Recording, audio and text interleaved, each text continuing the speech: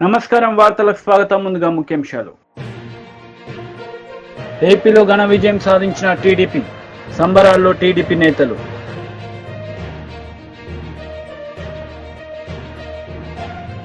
మళ్లీ మోదీనే ప్రధాని, బీజేపీ శ్రేణుల ఉత్సవాలు. సీఎం జగన్ మీడియా సమావేశం నిర్వహించారు. ఎన్నికల ఫలితాలు ఆశ్చర్యం కలిగించాయని ఆయన అన్నారు. ఇలాంటి ఫలితాలు ఊహించలేదు, అక్క చెల్లెమ్మల ఓట్లు ఎటుపోయాయో అర్థం కావడం లేదని జగన్ మీడియాతో విచారం వ్యక్తం చేశారు.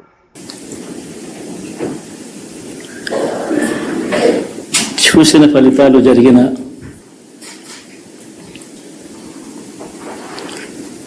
పరిస్థితులు చూస్తే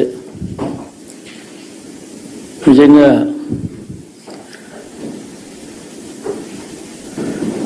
ఆశ్చర్యంగా కూడా ఉన్నాయి.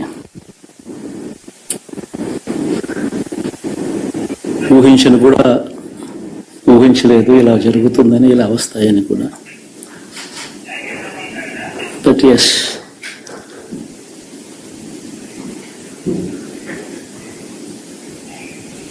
అమ్మఒడి అందుకున్న 53 లక్షల మంది తల్లులకు మంచి చేసినాం, పిల్లలు బాగుండాలి, వాళ్ళ చదువులు బాగుండాలని తాపత్రయపడుతూ అడుగులు వేసింది. మరి అక్క చెల్లెమ్మల ఓట్లు ఏమయ్యాయో తెలీదు. 66 లక్షల మంది అవ్వాతాతలకు, వితంతులకు, వికలాంగులకు గతంలో ఎప్పుడు జరగని విధంగా మంచి చేసింది.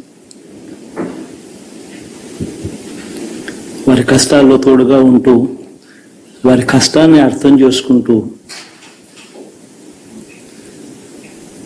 వారి ఇంటికే పంపించే వ్యవస్థను సైతం తీసుకొస్తూ,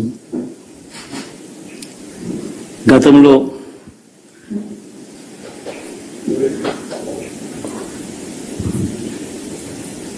మా ప్రభుత్వం అధికారంలోకి రాకమునుపు ఇస్తా ఉన్న చాలని పెన్షన్ నుంచి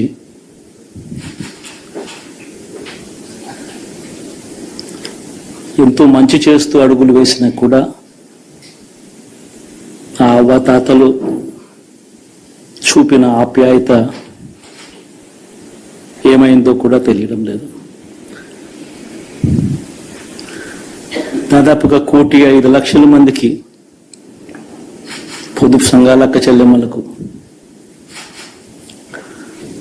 మంచి జరిగిస్తూ, వారి కష్టాలనే మా కష్టాలుగా భావిస్తూ, ఇచ్చిన ఏ మాట తప్పకుండా అన్ని రకాలుగా వాళ్ళకు అండగా ఉంటూ, ఆసరాతో తోడుగా ఉన్నాం, సున్నా వడ్డీతో సైతం అండగా ఉన్నాం, చేయూత సైతం తోడుగా ఉంటూ నిలిచాం. మరి ఆ 1,05,00,000 మంది అక్క చెల్లెమ్మల ప్రేమాభిమానాలు ఏమయ్యాయో తెలియదు. 26 లక్షల మంది చేయూతను అందుకుంటున్న అక్క చెల్లెమ్మలు, వారి ఆప్యాయత ఏమైందో తెలియదు.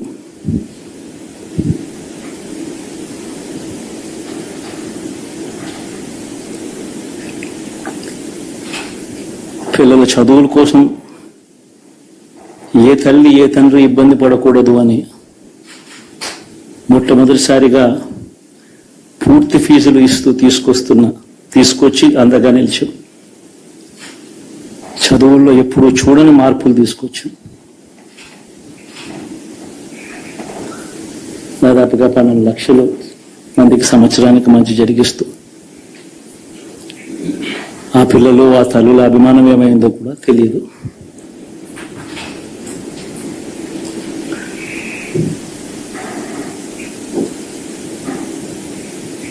దాదాపుగా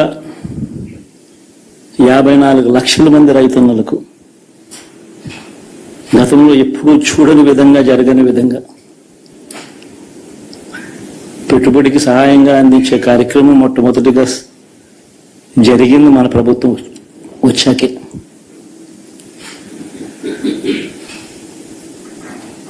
మరి అంతగా రైతన్నలకు తోడుగా ఉంటూ రైతన్నలకు రైతు భరోసా ఇవ్వడం కానీ 21 స్థానాల్లో పోటీ చేసి ఘన విజయం సాధించింది జనసేన పార్టీ. ఈ సందర్భంగా పవన్ కళ్యాణ్ ఆనందం వ్యక్తం చేశారు. తెలుగుదేశం శ్రేణులకి, తెలుగుదేశం నాయకులు వర్మ గారికి, వారందరికీ కూడా నా ప్రత్యేక కృతజ్ఞతలు తెలియజేసుకుంటా ఉన్నాను. మీరు పిఠాపురంలో పవన్ కళ్యాణ్ గెలిపించలేదు. కేవలం పిఠాపురం ప్రజలు పవన్ కళ్యాణ్ ఒక్కడిని గెలిపించలేదు, 5 కోట్ల మంది ప్రజల్ని గెలిపించారు. మీరు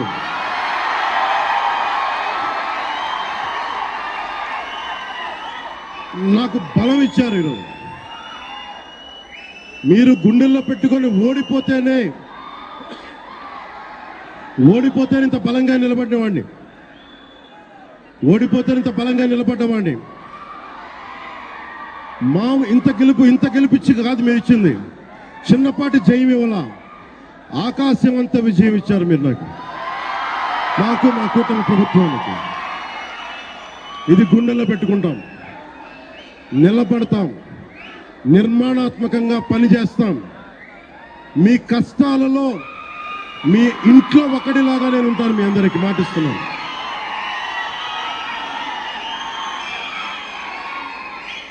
మీ ఇంట్లో ఒక్కడిగా, ఒకటే గుర్తుపెట్టుకోండి, మా ఇంట్లో మా కుటుంబ సభ్యుడు.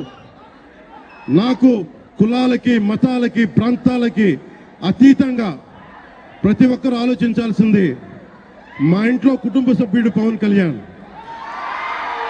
మా వాడు అసెంబ్లీలో అడుగు పెడుతున్నాడు, మా కష్టాల కోసం మాట్లాడతాడు, మా కష్టాల కోసం నిలబడతాడు. అది చేసి చూపిస్తాను. ప్రభుత్వం ఎలా ఉండాలి,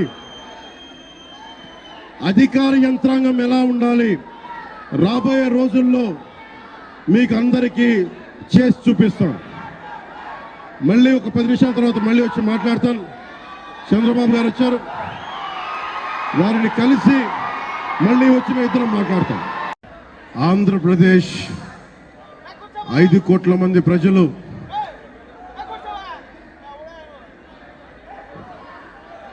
మీరు కూడా కూర్చోండి. చాలా చారిత్రాత్మకమైన తీర్పిచ్చిన రోజు. ఏపీలో కూటమి అఖండ విజయం సాధించింది. దీంతో చంద్రబాబు నాయుడు కుటుంబ సభ్యులతో సంబరాలు జరుపుకున్నారు.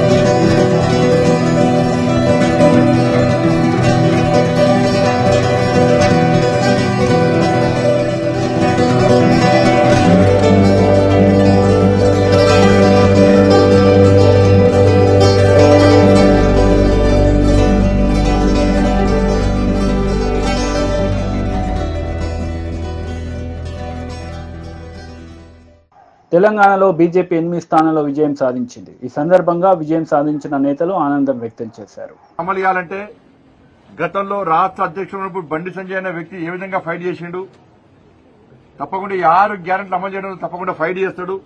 దేనికైనా తెగించి కొట్లాడతాడు, మా కోసం కొట్లాడతాడు, పేద ప్రజల కోసం కొట్లాడతాడు, కార్యకర్తలను కాపాడుకుంటాడని చెప్పి ఒక నమ్మకం, విశ్వాసంతో ప్రజలు వాళ్ళ తీర్పును వెలువరించారు. కాబట్టి తప్పకుండా రాబోయే రోజుల్లో ప్రజల పక్షానుంటూ, కార్యకర్తలకు అండగా ఉంటూ కాంగ్రెస్ పార్టీ ఇచ్చినటువంటి 6 గ్యారెంటీ పక్కా అమలు చేయాల్సిందే. అమలు చేసేవారు కూడా ఇలా ప్రజల పక్షాన పోరాడతాం. దాంతోపాటు కేంద్రంలో నరేంద్ర మోడీ గారి ప్రభుత్వం తిరిగి ఏర్పడబోతున్నది. 3వ నరేంద్ర మోడీ గారు ముచ్చటగా 3వ ప్రధానమంత్రి కాబోతున్నారు. ఈ తెలంగాణ రాష్ట్రంతో పాటు కరీంనగర్ పార్లమెంట్ నియోజకవర్గానికి గతం కంటే ఇంకా మెరుగైన స్థాయిలో ఎక్కువ నిధులు తీసుకొచ్చి ఈ కరీంనగర్ పార్లమెంట్ నియోజకవర్గాన్ని ఇంకా అభివృద్ది చేస్తామని చెప్పి ఈ సందర్భంగా తెలియజేస్తూ, ఇంత భారీ మెజార్టీతో రికార్డు బద్దలు కొట్టే విధంగా కరీంనగర్ పార్లమెంట్ లో గతం కంటే రికార్డు బద్దలు కొట్టే విధంగా నన్ను ఆదరించి, అభిమానించి ప్రోత్సహించినటువంటి కరీంనగర్ పార్లమెంట్ నియోజకవర్గ ప్రజలందరూ కూడా హృదయపూర్వక ధన్యవాదాలు. మా లక్ష్యం నెరవేరింది.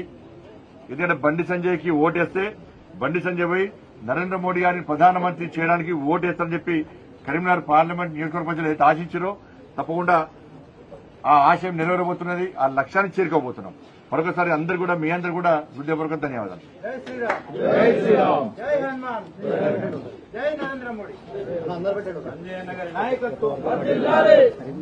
భారత్ మాతా కీ భారత్ మాతా కీ భారత్ మాతా కీ నరేంద్ర మోడీ గారి నాయకత్వం నరేంద్ర మోడీ గారి నాయకత్వం సంజయ్ గారి నాయకత్వం అమిత్ షా గారి నాయకత్వం అమిత్ షా గారి నాయకత్వం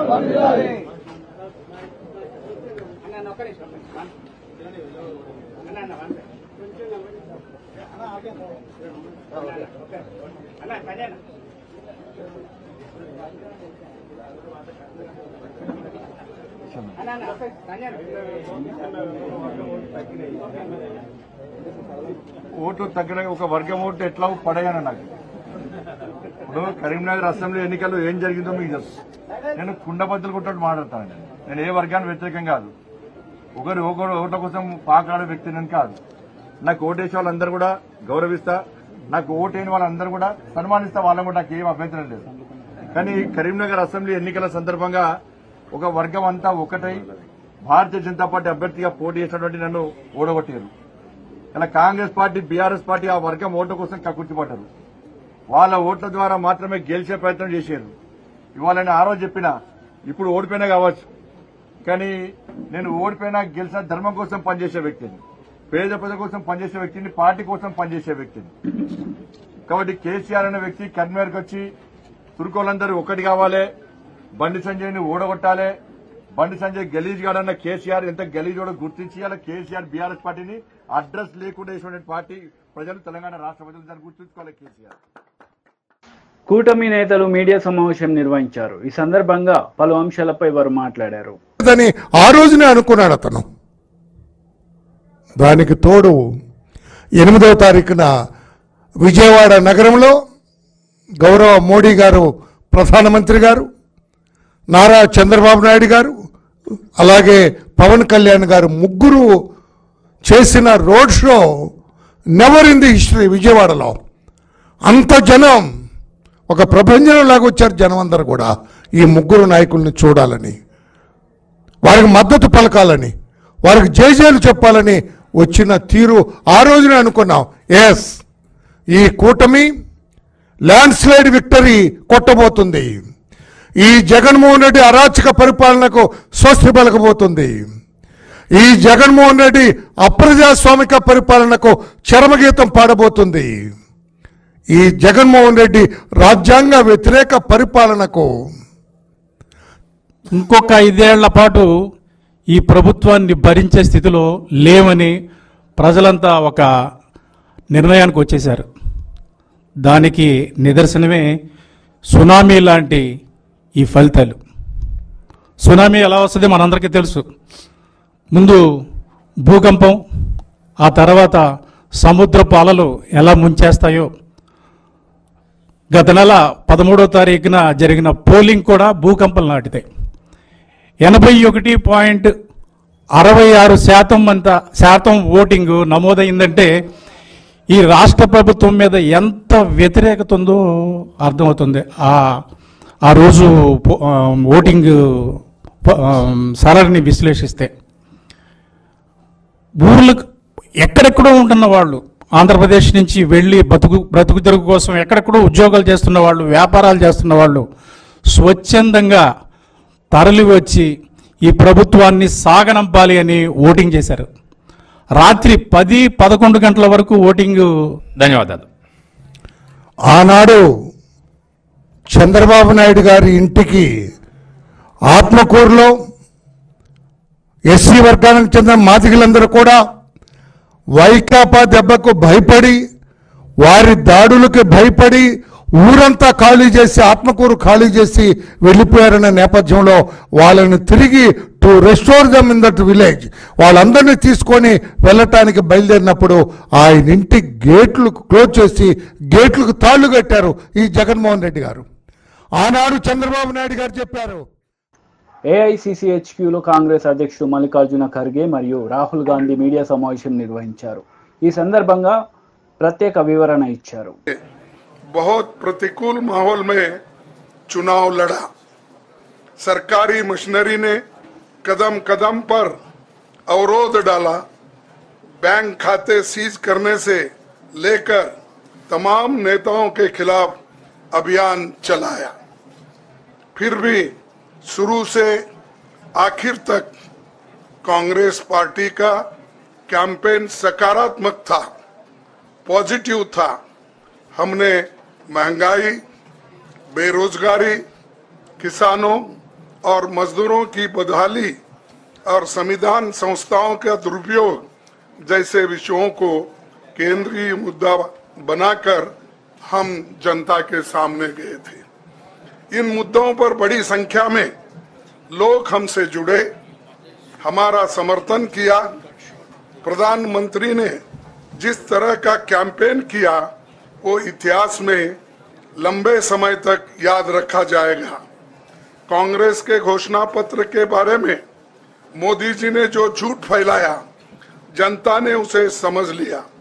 मैं इस मौके पर कहना चाहूंगा कि श्री राहुल गांधी जी की दोनों यात्राएं, भारत जोड़ो यात्रा और भारत जोड़ो न्याय यात्रा के दौरान लाखों करोड़ों लोगों को मिलना, लोगों की समस्याओं को सुनना और आगे चलकर उन समस्याओं का हल ढूंढना हमारे कैंपेन का आधार बना। हमने इसी को 5 न्याय और 25 गारंटी का नाम दिया और इसी के आधार पर हमने गारंटी कार्ड बनाया। हमारे कार्यकर्ता उसे लेकर घर घर पहुंचे और लोगों को संपर्क करें। इसके अलावा जो एक महत्वपूर्ण बात है वो भाजपा नेतृत्व की अहंकार की वजह से हुई। उन्होंने धीरे धीरे सारे संवैधानिक संस्थाओं के ऊपर गैर कानूनी तरीके से कब्जा करने की कोशिश की। फिर इनका उपयोग विरोधी दल के खिलाफ करने लगे। जो दब गया उसे दबा के अपने तरफ लिया, जो नहीं दबे उसकी पार्टी को तोड़ दिया, नहीं तो फिर जेल में डाल दिया। लोगों को ये विश्वास हो गया था कि मोदी जी को एक मौका और मिला तो अगला हम में कांग्रेस पार्टी के सब नेताओं ने 2-3 चीजें की। सबसे पहले हमने इंडिया गठबंधन के पार्टनर्स की रिस्पेक्ट की, उनकी जो विशेष थी उनको हमने साथ लिया और आपने देखा होगा कि जहां भी गठबंधन लड़ा हम एक होके लड़े। दूसरी बात, कांग्रेस पार्टी ने क्लैरिटी से हिंदुस्तान को एक नया विजन दे दिया है। Pro poor vision, pro production vision Hindustan को इंडिया गठबंधन ने साफ दे दिया है। ये जो हमारा परफॉर्मेंस हुआ है, इंडिया गठबंधन का परफॉर्मेंस हुआ है, इसके पीछे कॉन्स्टिट्यूशन, जो रिजर्वेशन पर बीजेपी ने आक्रमण किया, गरीबी, अदानी जी के आपने स्टॉक्स तो देखे होंगे, देखे वो स्टॉक्स उनके, तो बड़ी इंटरेस्टिंग बात है। जनता अदानी जी को मोदी जी से डायरेक्टली कोरिलेट कर रही है। मोदी जी की हार होती है, स्टॉक मार्केट कहता है भैया मोदी जी गए तो अदानी जी गए। मतलब डायरेक्ट रिलेशनशिप है, करप्शन की रिलेशनशिप है। और देश ने नरेंद्र मोदी जी को साफ कह दिया है कि हम आपको नहीं चाहते हैं। And this is the main thing that this election has said. The country has unanimously and clearly stated, we do not want Mr. Narendra Modi and Mr. Amit Shah to be involved in the running of this country. We do not like the way they have run this country. We do not appreciate the way they have attacked the constitution. We do not appreciate the way they have run this country for the last 10 years. So that is a huge message to Mr. Narendra Modi. I'd like to thank everybody who has participated in this election. I am extremely proud of the people of India. I'm extremely proud of the people who have resisted this onslaught on the Constitution. और अंत में मैं आपको कह दूं कि इसको बचाने का काम हिंदुस्तान के सबसे गरीब लोगों ने किया है, सबसे गरीब लोगों ने किया है, मजदूरों ने किया है, किसानों ने किया है, दलितों ने किया है, आदिवासियों ने किया है, पिछड़ों ने किया है। इन लोगों ने इस कॉन्स्टिट्यूशन को बचाया है। इस कॉन्स्टिट्यूशन, ये कॉन्स्टिट्यूशन देश की आवाज है। बहुत सारे लोग బీజేపీ కార్యాలయంలో సంబరాలు జరుపుకున్నారు బీజేపీ ముఖ్య నేతలు। ఈ సందర్భంగా వారు ప్రసంగించారు। ने अपना खाता खोला है जहां हम कहीं दूर दूर तक नहीं दिखते थे, दूर दूर तक नहीं दिखते थे, उस केरल में कमल खिला है और वहां भी एनडीए की उपस्थिति हो गई है। इसको भी हमको ध्यान में रखना चाहिए। हमारे वोट शेयर बढ़े हैं, हमारे प्रदेशों में वोट का शेयर भी बढ़ा है। और इसके साथ साथ मैं एक बात और कहना चाहता हूं, 2014 में यह बहुत ही ऐतिहासिक घटना घटी थी कि एक गरीब मां का बेटा भारत का प्रधानमंत्री बने थे और वो भारत की गुर्बत और भारत के अंदर रहने वाले गरीब लोगों की दुख उसको उन्होंने आत्मसात किया था। वो जानते थे गरीबी क्या है, वो जानते थे कि गरीबों का नेतृत्व करने की क्या आवश्यकता है, वह जानते थे कि देश को किस तरीके से आगे बढ़ाना है।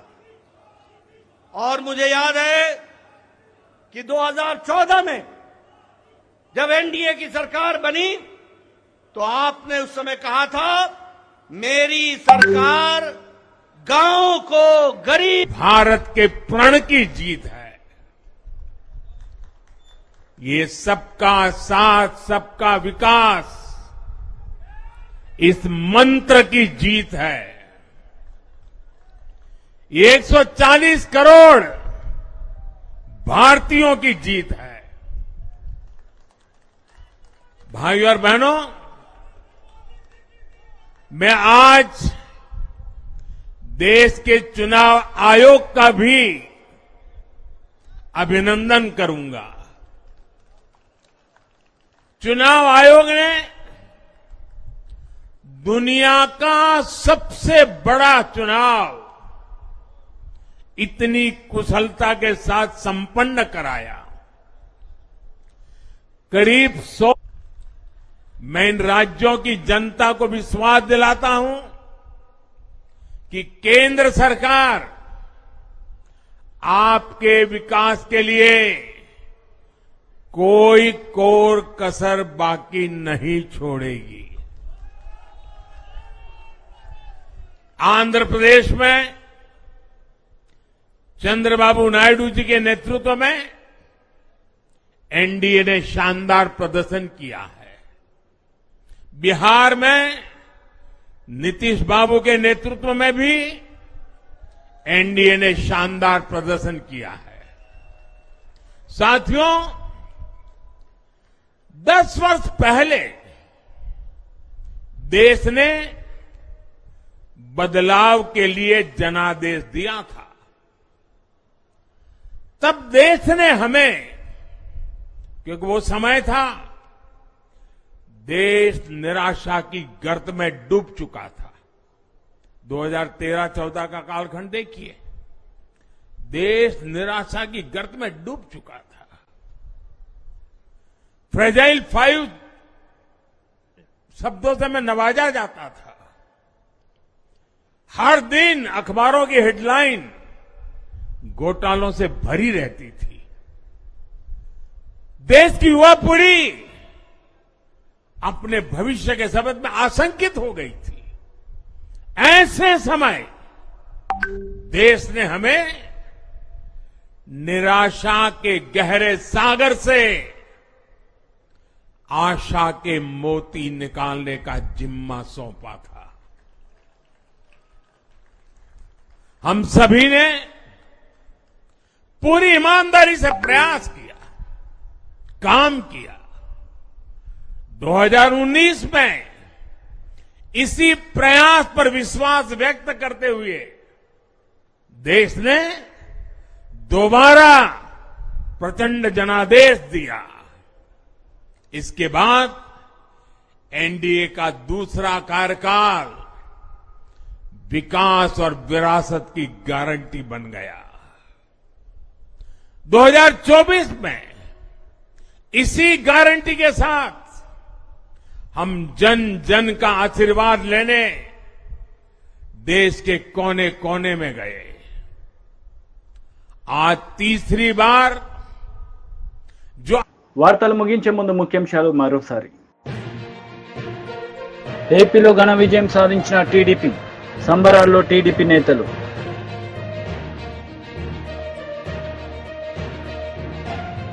మళ్లీ మోదీనే ప్రధాని, బీజేపీ శ్రేణుల ఉత్సవాలు. ఈ వార్తలు ఇంతటితో సమాప్తం. తిరిగి ప్రసారమయ్యే వార్తలు మళ్ళీ కలుద్దాం. అంతవరకు సెలవు. నమస్తే.